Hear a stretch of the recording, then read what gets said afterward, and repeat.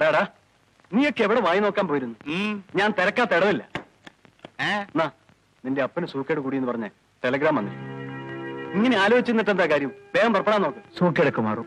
വേഗം റെഡിയാ. ഞാൻ നിന്റെ ഒലക്കിയിരിക്കുന്നു. പണം ഞങ്ങൾ തരാം. അവിടെ എന്റെ 5 രൂപ ഉണ്ട്. നിന്റെ കാശില്ലേ? ഉണ്ട്. 50 രൂപയുണ്ട്. ആ കൊടുക്ക. പെട്ടെന്ന് പുറപ്പെടാൻ നോക്കടാ.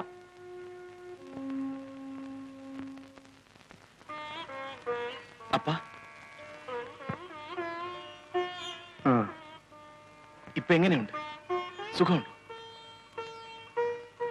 പറയൂ അപ്പ. ഡോക്ടറെ കണ്ടോ?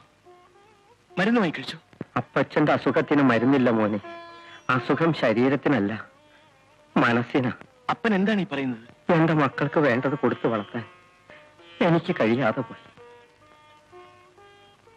അതിലാര് പരാതി പറഞ്ഞു? നമ്മുടെ നിവൃത്തിയോട് ഞങ്ങൾക്കറിയില്ലേ? പെണ്ണ് വളർന്നപ്പോൾ ഒരാളറിഞ്ഞുപോയി. ആവശ്യമില്ലാത്തതൊക്കെ ഓർത്ത് അപ്പൻ മനസ്സ് പുണ്ണാക്കുക. അവളെ ഞാൻ കെട്ടിച്ചുവിടും. അവൾ എന്റെ സഹോദരിയല്ലേ അപ്പ? ഇല്ല മോനെ, ഇനി നിനക്കതാവില്ല. അവൾ ആ വിഷക്കായ തിന്നു കഴിഞ്ഞു. അതേടാ, അവൾ ഗർഭിണിയാണ്.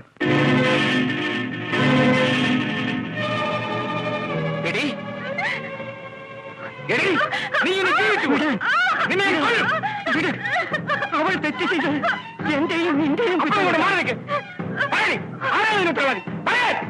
മുതലാളി.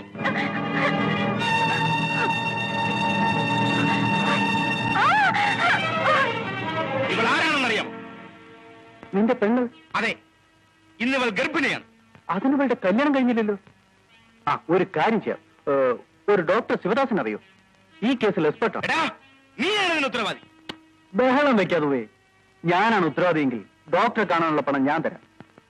നാട്ടിലുള്ള പെമ്പിള്ളേരെ പറഞ്ഞു പറ്റിച്ചിട്ട് ഒടുവിൽ ഗർഭവലസിപ്പിക്കാനുള്ള ചില്ലറയും മാറ്റി നടക്കുകയാണ് അല്ലേടാ? നിന്നെ ഞാൻ മത്തായി. മുതലാളി, എന്റെ പെങ്ങൾ. എല്ലാം ഞാൻ കേട്ടു. എടുത്തുചാട്ടം ഒന്നിനും പരിഹാരമല്ല. ഈ നിലയിൽ ഞങ്ങൾ എന്ത് ചെയ്യണം മുതലാളി? സാവകാശം ആലോചിച്ച് നമുക്ക് വേണ്ടത് ചെയ്യാം. നിങ്ങൾ ഇപ്പോൾ പോകൂ മുതലാളി. നാളെ നീ ഇങ്ങോട്ട് വരൂ. നമുക്ക് പരിഹാരം ഉണ്ടാക്കാം. തൽക്കാലം പോകൂ.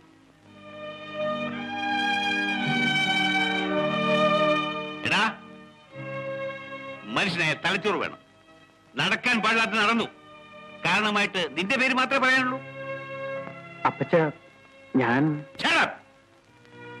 നിനക്ക് പങ്കില്ലെന്നാണ് പറയുന്നത്. എടാ, ഇത്തരം പ്രശ്നങ്ങൾ ഉണ്ടാകാം, സ്വാഭാവികമാണ്. അതിനെ അതിജീവിക്കുന്നതിലാണ് ബുദ്ധി. നിന്റെ മാത്രം പേര് കേട്ടിട്ട് വേറെ 4 പേരോട് കേൾപ്പിക്കണമായിരുന്നു. അതിനാവശ്യമുള്ള പണം നീ ചെലവാക്കണം. പോ.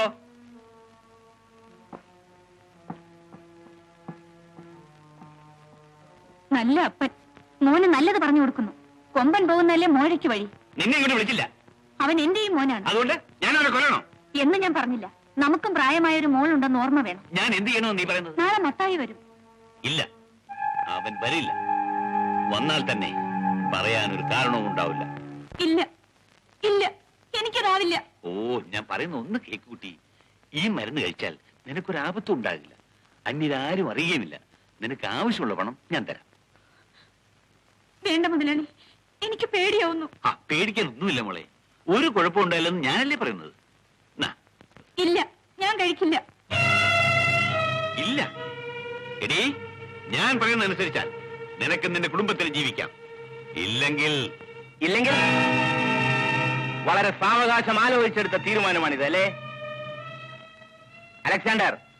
നിന്നെ അനുസരിക്കാതെ തന്നെ ഞങ്ങൾ ഇവിടെ ജീവിക്കാം. അല്ല മത്തായി, ഞാൻ പറയായിരുന്നു ഇങ്ങനെയും ആകാമല്ലോ എന്ന്. ഒന്ന് പറഞ്ഞു നോക്കിയതായിരിക്കും. ഇത് നിങ്ങളുടെ കുറ്റമല്ല അലക്സാണ്ടർ. നിങ്ങൾ പ്രതിനിധീകരിക്കുന്ന മുതലാളി വർഗത്തിന്റെ തകരാറാണ്.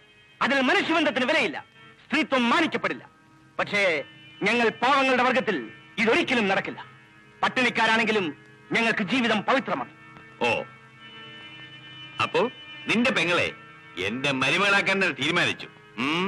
നിങ്ങളുടെ മകനാണ് ഇതിന് കാരണക്കാരനെങ്കിൽ അത് തന്നെ നടക്കും. ഇല്ലെങ്കിൽ എന്റെ പെങ്ങൾ നിങ്ങളുടെ മകന്റെ വിധവയായി പ്രസവിക്കും. രണ്ടിലൊന്ന് തീരുമാനിക്കാതെ നിങ്ങളെ ഞാൻ വിടില്ല.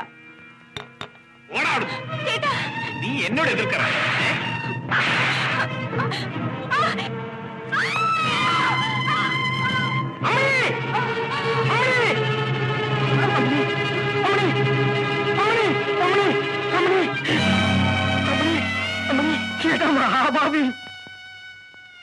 എന്റെ മോള് പിഴച്ചെങ്കിൽ വെറുമെന്നല്ലേ ഉള്ളൂ. ഈ അറുങ്കുല നീ എന്തിനു ചെയ്തടാ? അപ്പച്ചാ, എന്റെ മോളെ, എന്റെ മോളെ.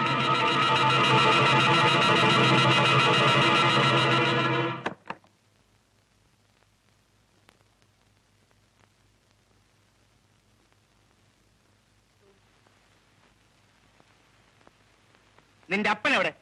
പുറത്തു പോയിരിക്കുന്നു. നിന്റെ ആങ്ങള? അച്ചായനും ഇല്ല. മാത്യൂസ് ഇരിക്കൂ. ഇരിക്കാനല്ല ഞാനിവിടെ വന്നത്. എനിക്കറിയാം, പ്രതികാരം ചെയ്യാൻ. ചെയ്യാത്ത തെറ്റിന് ശിക്ഷ അടിച്ചേൽപ്പിക്കുമ്പോൾ ആർക്കും പ്രതികാരം തോന്നാം. സിസിൽ പറയുന്നത് സത്യം. അത് മാത്യൂസിന് മാത്രമല്ല, മറ്റു ചിലർക്കും അറിയാം. നിരപരാധികൾ ശിക്ഷിക്കപ്പെടുന്നത്, ശക്തിഹീനർ അത് കണ്ടു നിൽക്കേണ്ടി വരുന്നത് പറഞ്ഞറിയിക്കാവുന്ന ദുഃഖമല്ല. അല്ലേ മാത്യൂസ്? ഞാൻ പോകുന്നു. നിൽക്കൂ, ഒരു കാപ്പി. വേണ്ട. സ്വയം രക്ഷപ്പെടാൻ പോലും കഴിയാത്ത ഒരു അടിമയ്ക്ക് മറ്റൊരാളെ രക്ഷിക്കാനാവില്ല.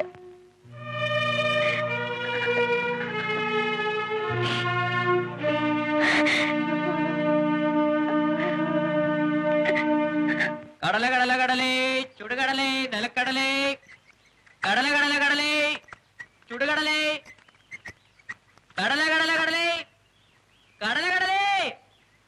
10 പൈസയ്ക്ക് കടല. ഇപ്പൊ തരാ, കൈനീട്ടം വിൽക്കട്ടെ. എന്റെ കയ്യിൽ കാശുണ്ടല്ലോ. അന്റെ കാശിപ്പ വേണ്ട. കടല കടലേ, കടല കടലേ, കടലേ. 4 എനിക്ക് കടല കൊടു.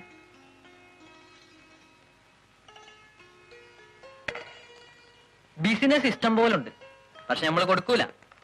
അന്റെ കാശ് വന്നാലൊരു മൊഞ്ചുള്ളു. അപ്പൊ ഒത്തിരി കടല തരണം. മൊത്തം എടുത്തോ, എന്നാ പിന്നെ നമ്മന്റെ ബിസിനസ് ക്ലോസ്. അതിന് എനിക്കെന്താ? കാശ് അനക്കൊന്നുമില്ല. അപ്പൊ പിന്നെ അന്നെ കെട്ടാൻ കാശ് എവിടുന്ന? എന്നെ കെട്ടണ്ട, വേറെ പെണ്ണിനെ കെട്ടിക്കോ. അല്ലോ, ഞമ്മള് ചുമ്മാ പറഞ്ഞതാ. ഞമ്മള് വേറെ ആരും കെട്ടൂലെന്ന്. സത്യമായിട്ടും? സത്യം. അപ്പൊ നമ്മളെ കയ്യിലടിച്ച് സത്യം ചെയ്യേ, ഇല്ലെങ്കിൽ നമ്മള് ബോധം കെടും. സത്യം, സത്യം, സത്യം. ആമിന, ഈ ദുനിയാവില് ഞമ്മക്ക് സ്വന്തക്കാരാരുമില്ല. ബാപ്പാനും ഉമ്മാനും കൂടെ നമ്മൾ കണ്ടിട്ടില്ല. ഞമ്മക്ക് വിവരം വന്നപ്പോ കണ്ടത് അന്റെ ഉപ്പുപ്പാനെയാണ്. ഞമ്മളീ തടി ഉണ്ടല്ല, അതും അന്റെ ഉപ്പുപ്പാന്റെയാണ്. ഇതൊക്കെ ആര് ചോദിച്ചു? ഞമ്മള് പറഞ്ഞെന്ന് മാത്രം.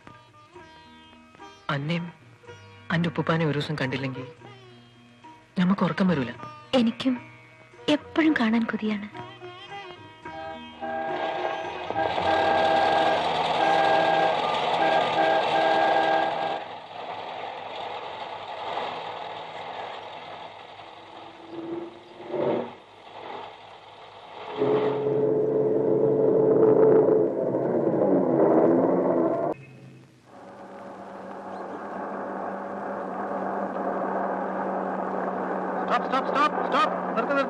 വണ്ടി ബാക്ക് വരട്ടെ. Reverse reverse. മതി മതി മതി മതി, നിർത്ത്.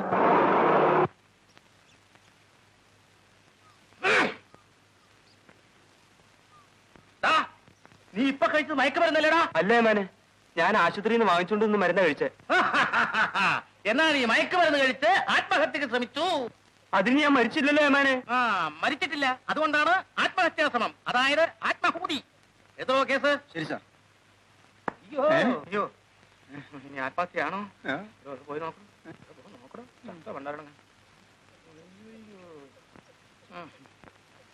അങ്ങത്തെ ഇവൻ ചത്തിട്ടില്ല. ചാവണ്ട, പോസ്റ്റ്മോർട്ടം കഴിയുമ്പോ ചത്തോളും. എന്റെ അമ്മച്ചി